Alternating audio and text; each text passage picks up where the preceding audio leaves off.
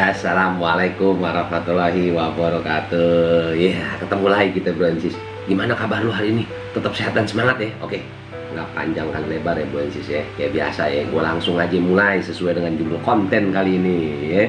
Bagaimanakah caranya membuat fatwa waris, Bro? Nah, gue ulang tuh, udah nongol tuh, Bro Ensis ya.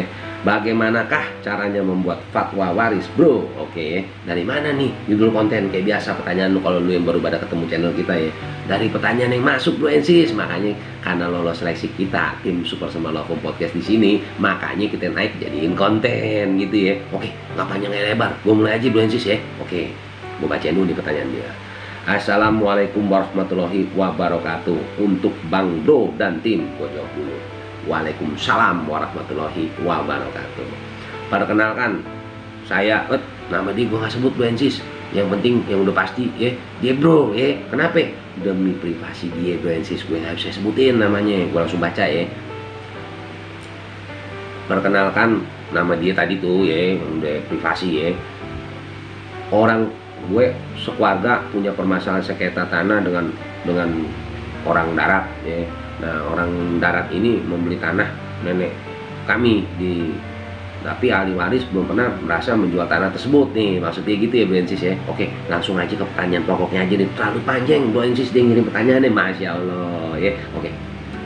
Nah, ini yang ditanya nih, gue bacain, Bro Ensis ya. Sorry ya, gue ada error nih, Bro Ensis. Oke. Untuk membuat fatwa waris itu kan ada persyaratannya, Bang. Nah, saya mau bertanya tentang syarat-syarat tersebut. Saya masih kurang jelas tentang syarat-syarat tersebut. Mohon pencerahannya, Bang Bro dan tim. Oke. Di bawahnya dia sampai lagi nih. Sebelumnya terima kasih banyak kepada Bang Bro dan tim atas kesempatan bertanyanya. Semangat Bang Bro and tim. Oke, semangat juga buat lu, Bro, yang udah ngirim pertanyaan. Oke, kita langsung aja jawab ya. Jadi sesuai dengan judul konten, udah nggak usah ulang-ulang ya, tadi udah nongol ya, Bro Ensis ya. Oke, kita mulai nih, jawab nih pertanyaan si Bro yang udah ngirim pertanyaan ini. Makanya ya gue baca aja deh, takutnya ada yang baru masuk ya. Jadi sesuai dengan judul konten, bagaimanakah caranya membuat fatwa waris, Bro ya. Oke, kita jawab, kita mulai ya. Simak baik-baik, Bro Ensis ya, khususnya lu, Bro, yang udah ngirim pertanyaan ya. Jangan panjang lebar, berkelamaan durasi ya. Oke, jadi gini, gue jelasin ya ulasan lengkapnya mengenai proses permohonan penetapan ahli waris ya. Nah, lebih tepatnya gitu. Nah, gue bacain dulu nih mungkin infografisnya ya. Jadi apa sih itu waris ya? Waris adalah berpindahnya hak dan kewajiban atas segala sesuatu, baik harta maupun tanggungan dari orang yang telah meninggal dunia kepada keluarganya yang masih hidup. Maka yang menjadi pokok persoalan bukanlah peristiwa kematian itu, melainkan harta kekayaan yang ditinggalkan ya, Bro Ensis ya. Nah, artinya siapa ahli waris yang berhak memiliki harta peninggalan dari pewaris dan bagaimana kedudukan ahli waris, terus perolehan masing-masingnya secara adil bagaimana, kan gitu ya pertanyaannya ya. Nah, penetapan ahli waris itu sendiri ya, Bro Ensis, khususnya lu, Bro, yang mengirim pertanyaannya, merupakan suatu produk hukum yang dikeluarkan oleh pengadilan dalam suatu permohonan yang diajukan oleh ahli waris dalam hal tindak pendapat sengketa dan untuk melakukan penetapan ahli waris. Seseorang atau beberapa orang telah mendapatkan harta warisan dari anggota keluarganya yang telah meninggal dan untuk melegalisasi kepemilikan hak atas warisnya, maka secara hukum harus dibuatkanlah surat ketetapan fatwa waris ya, Bro Ensis ya. Nah, dari mana ya fatwa waris? Dari pengadilan, dan fatwa waris dari salah satu pengadilan agama yang dapat digunakan untuk pengurusan seluruh harta peninggalan pewaris di dalam wilayah negara kita, Republik Indonesia ya. Nah, ini fatwa waris tersebut memang merupakan bukti kelengkapan untuk proses pengurusan, baik itu jual beli atau peralihan haknya ya. Nah, pengadilan agama ya merupakan yang berwenang mengeluarkan fatwa atau penetapan mengenai pembagian harta peninggalan seseorang pewaris yang beragama Islam ya. Sedangkan untuk yang selain yang beragama non Islam juga non muslim ya, mohon maaf ya, maka surat permohonan tersebut juga dapat diajukan ke pengadilan negeri sesuai pasal 833 ya Kitab Undang-Undang Hukum Perdata. Nah, fatwa waris berlaku sebagai keterangan siapa saja yang berhak untuk mewarisi harta peninggalan si pewaris ya, maksudnya ahli waris, bukan si saya, khususnya lu nih, Bro, yang ngirim pertanyaan. Nah, berdasarkan fatwa waris tersebut nanti notaris atau PPAT dapat menentukan siapa saja yang berhak untuk menjual tanah warisan yang dimaksud ya. Nah, untuk mengatur penetapan ahli waris dapat melalui kecamatan dan penetapan pengadilan diajukan ke pengadilan negeri atau pengadilan agama. Produk hukumnya berupa penetapan, merupakan produk hukum yang hanya dapat dihasilkan oleh lembaga pengadilan, Bu Ensis ya. Maka dengan demikian kantor kecamatan tidak berwenang dalam mengeluarkan penetapan tentang ahli waris. Nah, untuk mengajukan permohonan ke pengadilan agama, proses yang bisa dicapai adalah dengan cara mengajukan surat permohonan yang ditandatangani pemohon atau kuasanya kalau lo kuasain ya, Bu Ensis ya. Nah, biar sah gitu, dan ketua pengadilan agama tempat pemohon juga bersedia untuk harta di seluruh Indonesia yang akan diwarisi itu harus tetap ini di situ ya. Pemohon yang tidak dapat membaca dan menulis juga dapat mengajukan permohonan secara lisan, ya, dan dapat ketua pengadilan agama kemudian membayar biaya untuk pendaftaran administrasinya kepada negara ya. Nah, sekarang pertanyaannya nih, persyaratan untuk mengajukan fatwa waris bagaimana ya, seperti pertanyaan lu bro ya, dan mungkin lu BNSIS yang lain yang mungkin punya pertanyaannya sama nih kayak dia ya, sehubungan dengan fatwa waris ya. Jadi gue bacain aja nih. Jadi untuk persyaratan untuk mengajukan fatwa waris itu ya, simak baik-baik Bu Ensis ya, juga lu yang begini pertanyaan. 1. Surat permohonan dikirim kepada pengadilan agama. 2. Membayar biaya perkara di pengadilan agama. Terus fotokopi KTP para pihak. Maksudnya itu para pihak tuh ya lu yang pada ngajuin para ahli warisnya ya. Nah, terus yang keempat, fotokopi sertifikat hak miliknya kalau memang udah ada sertifikat hak miliknya ya. Nah, terus juga tanahnya maksudnya ya. Nah, juga fotokopi bukti kepemilikan lainnya kalau ada, seperti buku tabungan, akte notaris dan lain-lain ya. Nah, terus juga berikutnya fotokopi akte atau surat kematian pemilik barang yang diwarisi. Nah, terus juga berikutnya fotokopi akte atau surat kelahiran para pewaris ya. Nah, juga silsilah keluarga yang disahkan oleh kepala desa atau lewat RT RW ya. Terus juga lewat kelurahan tuh bisa tuh kalau ya. Nah, juga surat keterangan atau pengantar dari kepala desa atau RT RW ya. Jika dalam warisan mengandung sengketa, maka ahli waris tidak mengajukan permohonan melainkan suatu gugatan, dan pengadilan akan mengeluarkan produk hukum berupa putusan. Nah, prosedur dalam pengajuan suatu gugatan nih, ini ada keterkaitan nih ya, Bu Ensis ya, gue jadi bawa liut ya, Masya Allah, dengerin baik-baik, gue lanjutin ya. Nah, prosedur dalam mengajukan suatu gugatan ya. 1. Siapkan segala dokumen yang dibutuhkan seperti surat keterangan waris, biasanya dikeluarkan oleh kepala desa atau kepala desa lah yang kita anggap itu ya, atas permintaan keluarga. Surat ini menerangkan tentang kematian pewaris dan siapa-siapa ahli warisnya. Nah, terus juga keterangan silsilah biasanya dikeluarkan oleh kepala desa. Itu nomor 2 tuh ya, keterangan silsilah maksud gue ya, maaf ya. Nah, dikeluarkan oleh kepala desa atas permintaan keluarga. Surat ini menggambarkan silsilah keluarga dalam bentuk bagan tuh biasanya ya. Nah, yang ketiga nih, segala dokumen bukti kepemilikan dari pewaris, baik sertifikat hak milik, akte jual beli dan lain sebagainya yang menunjukkan bukti kepemilikan dan dasar daripada kepemilikan lu orang nih sebagai ahli waris ya. Nah, terus yang keempat ya, jika bukti tertulis tidak ada, maka bukti saksi harus ada dan dipersiapkan. Biasanya saksi adalah orang-orang yang melihat sejarah dan riwayat harta tuh, Bu Ensis ya, harta peninggalan keluarga lu maksudnya ya. Nah, terus secara langsung nih para saksi saat jual beli atau hibah dilakukan tuh dia pernah hadir gitu loh, bukan pernah hadir ya, memang harus hadir gitu, belum jadi saksi tuh. Nah, ini yang kelima ya. Nah, mengajukan gugatan ke pengadilan setempat dalam wilayah di mana objek harta warisan berada. Jika beragama non-muslim diajukan ke pengadilan negeri, sedangkan jika pemohon beragama muslim diajukan ke pengadilan agama. Saat mengajukan gugatan, pemohon akan membayar tuh, harus wajib ya bayar ya, biaya perkara sesuai dengan ketentuan yang berlaku ya. Nah, terus yang keenam nih, mengikuti proses persidangan yang diawali dengan proses mediasi oleh pihak pengadilan, di mana kedua belah pihak akan dipanggil untuk bermusyawarah tentang apa yang disengketakannya, yang akan ditengahi oleh seorang mediator yang disediakan oleh pengadilan. Apabila mediasi tidak berhasil, maka dengan proses sidang, pemeriksaan gugatan, dan kesempatan perbaikan gugatan untuk penggugat. Nah, yang ketujuh nih, boleh sih ya, jawaban dari tergugat boleh lisan atau boleh tertulis. Nah, terus yang ke-8 ada namanya replik dari penggugat, bantahan atas jawaban tergugat ya. Nah, terus yang 9 duplik dari tergugat, bantahan atas replik penggugat. Nah, yang ke-10 nih, boleh sih, pembuktian baik dengan bukti-bukti minimal 2 orang yang bukan keluarga dekat, seperti ayah, ibu, suami, atau istri, dan anak ya. Nah, permasalahan warisan ini dapat ditempuh 2 cara nih, Bu Ensis ya, khususnya lu nih bro yang lagi pertanyaan. Melalui gugatan, dalam hal gugatan berarti terdapat sengketa terhadap objek waris. Hal ini biasanya disebabkan karena adanya ahli waris yang tidak mau membagi warisan, sehingga terjadi konflik antara ahli waris. Proses akhir dari gugatan ini akan melahirkan produk hukum berupa putusan ya.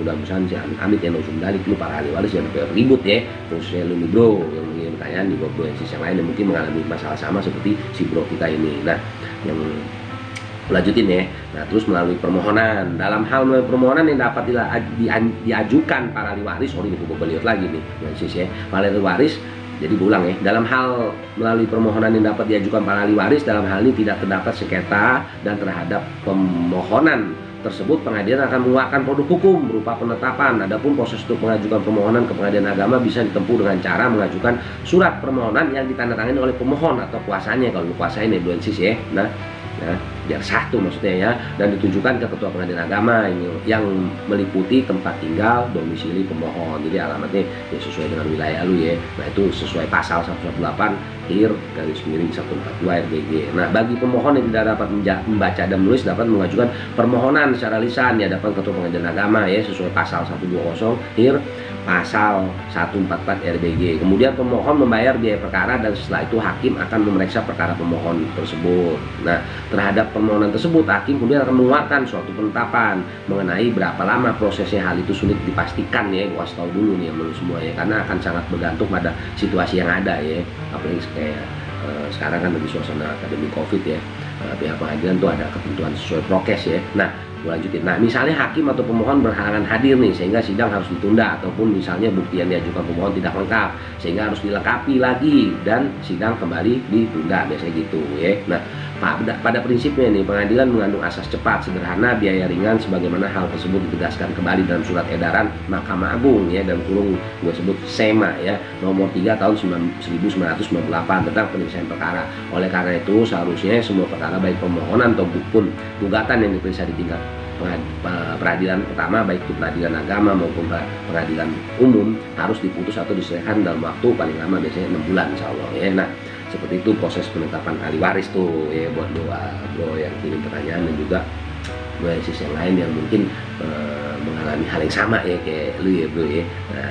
Nah jadi udah jelas tuh ya, balik ke judul tadi tuh mengenai pertanyaan lu bro ya, bagaimana sih judul konten bagaimanakah caranya membuat fatwa waris bro ya, tadi tuh ada hubungan semua yang gue bacain ulasan lengkapnya dan infografisnya bro. Nah gini bentar ya, sebelum gue akhirin nih kayak biasa nih buat lu khususnya bro yang udah ngirim pertanyaan, kalau ternyata ya di konten kali ini yang gue sama temen-temen di sini udah jawab pertanyaan lu bro, dan ternyata lu kok kayaknya pencerahannya kurang dapet, nah lu gak usah bingung bro ya, khusus lu nih bro yang baru ngirim pertanyaan, yang udah ngirim pertanyaan dan alhamdulillah kita seleksi akhirnya jadi konten ya, lu gak usah bingung ya, lu kirim lagi pertanyaan bro ya, lebih detail dan bahkan kalau bisa ya lebih jelas lah lu maksudnya ini apa nih, karena mohon maaf nih bro buat lo yang ngirim pertanyaannya, gue sama teman-teman di sini tuh baca ya pertanyaan lu kurang detail gitu ya, tapi lu gak usah khawatir nih, intinya gitu aja deh, nanti kita akan buat konten sambungan untuk menyambung konten yang ini bro ya, dan kita ada live streaming insya Allah narsum dan narasumber dan pakarnya kita undang ya, buat apa ya jelas mereka yang punya kompetensi ya, buat apa kita live streaming bareng-bareng bro, dan tolong ya bro lu kirim lagi email kita pertanyaan tambahan yang lebih detail sehubungan dengan pertanyaan lu yang pertama dan akhirnya alhamdulillah naik jadi konten ini untuk kita sambung ini konten berikutnya dan live streaming. Jangan lupa kontak person lu bro ya, biar apa ya, biar di saat nanti kita live streaming kita di sini bisa ngubungin lu bro, biar apa ya, biar bisa diskusi bareng gitu ya. Oke, nah seperti biasa nih bro sih, seperti biasa lagi nih ya. Nah buat lu yang baru ketemu channel kita mungkin jadi pertanyaan buat lu Francis, gue kalau mau ngirim pertanyaan kayak bro tadi dan biar bisa naik jadi konten seperti ini gimana? Nah lu kirim nih pertanyaan lu ke sini nih Francis, nah di nomor supersemalopem@gmail.com, lu kirim ke sono buruan, lu screenshot ya, lu kirim ke sono Francis, dan ya seperti biasa ya, nah, kita seleksi dulu Francis, kalau pertanyaan lu layak kita naikin jadi konten kita naikin jadi konten, tapi gua kalau enggak ya mohon maaf kita tetap jawab lewat email ya. Nah kenapa mesti diseleksi? Iya ini kan kita sajiin ke publik gue sih, nggak bisa sembarangan masya Allah gitu ya. Nah oke, buat lu bro yang di sana gue rasa itu ya jawaban dari gue sama teman-teman di sini Super Semalopem Podcast yang gue wakilin ya. Oke, biasa nih sebelum gue pamit nih ya Bu Ensis, Gue mewakili teman-teman Super Semalaupun Podcast di sini. Gue mohon maaf kalau ada salah-salah kata bro and sis, tapi lu nggak usah pada khawatir. Kita setiap menjawab pertanyaan lu, kita selalu mengacu sesuai dengan apa peraturan perundang-undangan yang ada dan regulasi yang ada, serta referensi lainnya yang informasi itu akurasinya insya Allah jos gitu ya bro and sis ya. Oke, nah seperti biasa juga bro and sis, seperti biasa lagi gue ngomongnya bakal lihat juga nih mulai. Nah ya, jadi buat lu yang udah pada langganan channel kita dan setia pantengin channel kita ya, ngikutin konten baru-baru kita ya, jangan lupa di share ya. Kalau udah diklik subscribe dan klik lonceng dan lu udah pada dapat notifikasi, kenapa? Biar bro and sis kita yang lainnya kebagian ilmunya bro. Lu habis kuota bro and sis ya, lu habis kuota dapat pahala insya Allah. Masya Allah gue promosi ini. Oke. Begini bro and sis, buat lu juga yang baru ketemu channel ini dan baru pantengin channel ini, jangan lupa ya diklik subscribe dan klik loncengnya. Biar apa? Biar dapat notifikasi bro and sis kalau memang cocok sama channel kita. Biar apa? Biar kita kalau update konten baru lu bisa ngikutin terus ya. Gak usah khawatir kuota hilang, insya Allah dapat ilmu dan bermanfaat. Masya Allah gue promo lagi. Oke, tak panjang kayak lebar nih, durasi udah kepanjangan nih bro and sis. Gue pamit dulu, tapi sebelum gue pamit seperti biasa nih bro and sis, ini kan masih suasana pandemi COVID nih. Jangan lupa ya bro and sis, prokes pesennya mama, pakai masker, jaga jarak, cuci tangan ya. Dan juga kalau lu habis aktivitas dari luar, lu balik ke rumah lu ya, lu pulang ke keluarga lu ya, jangan lupa salinan pakaian yang bersih ya. Tiap hari biasa olahraga ya, jangan lupa nih, biar pada tahu deh pola makan, pola hidup dijaga bro and sis biar tetap sehat dan semangat ya. Oke, gua pamit kali ya. Tak dulu, lu mau pamit, jangan skip dulu ya. Lu kalau lu skip, lu rugi sendiri. Nanti apa? Lu gagal paham ya. Oke, gua lanjut. Oke, gini aja bro and sis, sebelum gua pamit, ini ada pesan biasa nih, pesan kebaikan buat lu semua ya. Insya Allah kita di sini gua ngelakuin. Apa itu? Nah, udah pada tahu lu, bersihin hati lu, bersihin pikiran lu, dan disiplin. Nah, insya Allah bro and sis, kalau lu udah bersihin hati, bersihin pikiran, disiplin dalam kegiatan aktivitas lu keseharian, lu akan terhindar dari semua masalah, pelanggaran, dan masalah hukum yang bisa timbul terhadap diri lu. Jadi artinya apa? Bersihin hati, bersihin pikiran, disiplin dalam setiap aktivitas lu di keseharian lu. Oke, gue pamit dulu ya bro and sis ya. Sebelum gue pamit, jangan lupa ikutin terus, pantengin terus channel ini ya. Dan jangan lupa kalau lu yang pertanyaannya belum dijawab, sabar, insya Allah kita jawab bro and sis. Oke ya gitu dulu, gue pamit ya. Kalau ada salah kata, gue minta sama teman-teman di sini, gue wakilin minta maaf ya. Oke, gitu dulu ya. Assalamualaikum warahmatullahi wabarakatuh.